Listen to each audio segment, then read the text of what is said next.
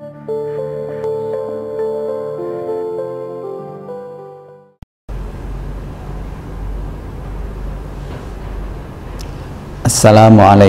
warahmatullahi wabarakatuh. Waalaikumsalam warahmatullahi wabarakatuh. Alhamdulillah, salatan wa salaman ala rasulillah wa ala alihi wa ashabihi wa mawalah.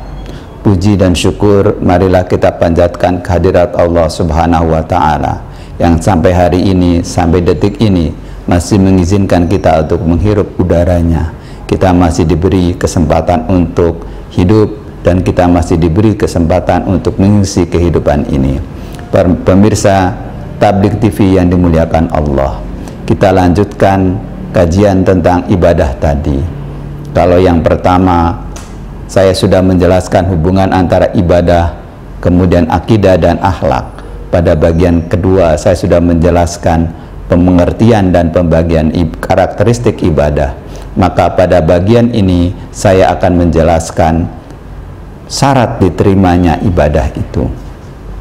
Tentu kita tidak mau beribadah capek-capek di dunia, kemudian di akhirat ibadah kita mardud, ditolak oleh Allah subhanahu wa ta'ala. Na'udzubillah min dzalik.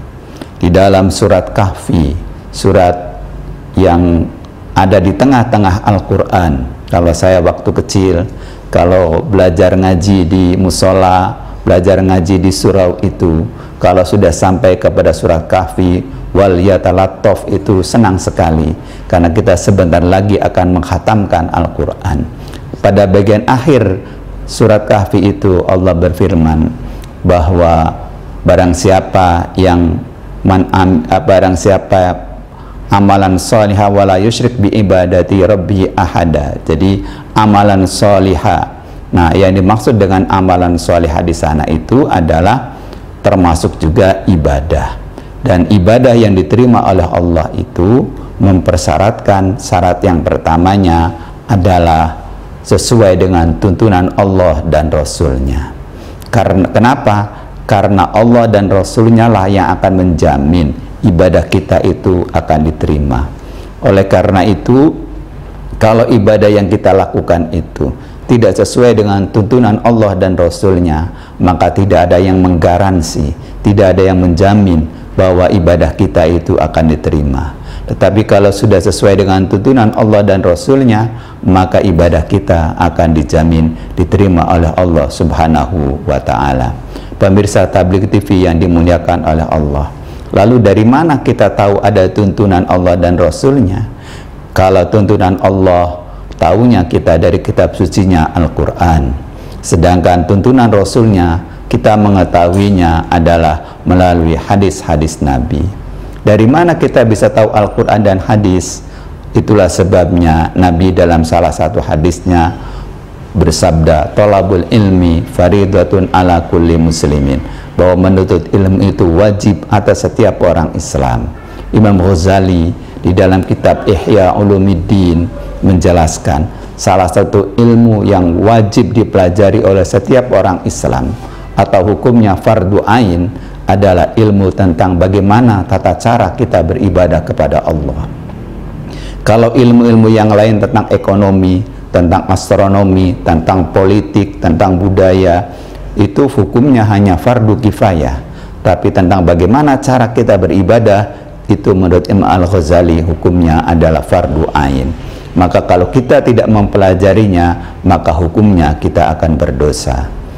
Pemirsa Tabligh TV yang dimuliakan Allah, di sini penting sekali supaya ibadah yang kita lakukan kalau berdasarkan ilmu, maka tidak akan salah atau tidak akan keliru.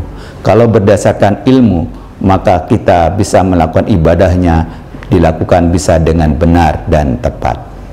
Kita tidak akan keliru, kita tidak akan salah.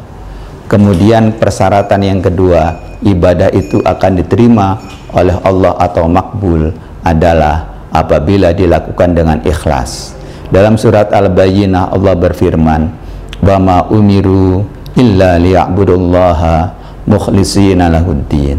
Tidaklah mereka itu diperintah kecuali untuk beribadah kepada Allah mukhlishina lahuddin, dilakukan dengan ikhlas semata-mata karena Allah. Jadi dua persyaratan ini sangat penting.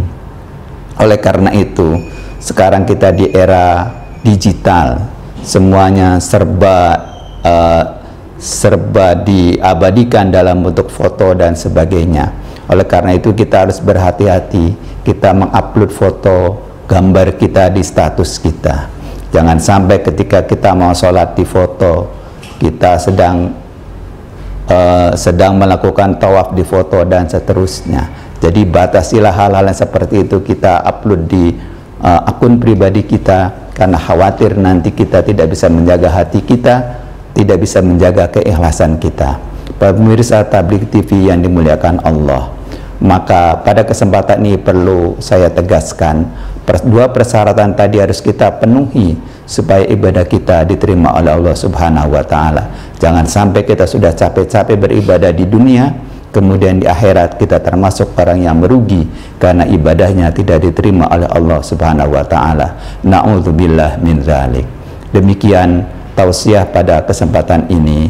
Sekali lagi, apabila ada khilafan dan kealpaan, saya mohon maaf. Billahi taufiq wal hidayah. Wassalamualaikum warahmatullahi wabarakatuh. Waalaikumsalam warahmatullahi wabarakatuh.